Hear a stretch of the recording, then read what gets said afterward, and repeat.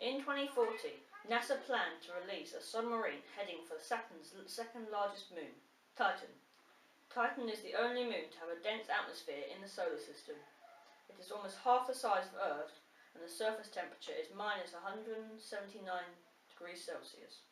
This mission could potentially reveal measurements of the tides, currents, and composition of the hydrocarbon liquid in the lake. NASA are also potentially looking to see conditions similar of those to the Black Sea.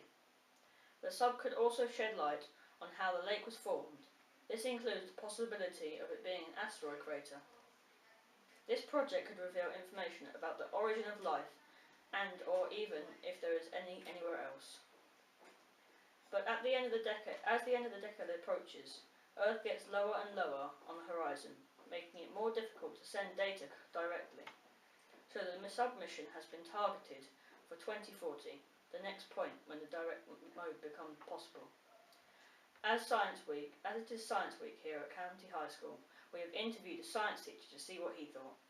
Do you think NASA will find what they're looking for on Titan? Well, they're looking for the signs of life, aren't they? I don't think that they'll find any living life. However, the chemistry that they discover may well give them signs that life is possible.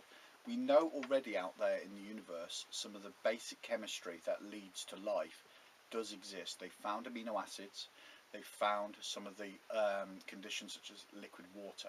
So maybe they'll find evidence that perhaps life could survive there. What problems do you think the mission will encounter? I think the biggest problem is, first of all, sending a rocket to such a distant moon is actually very difficult.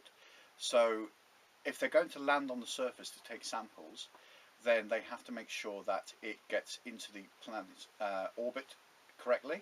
They have to make sure it doesn't burn up in the atmosphere, which is what can happen if they don't do it correctly.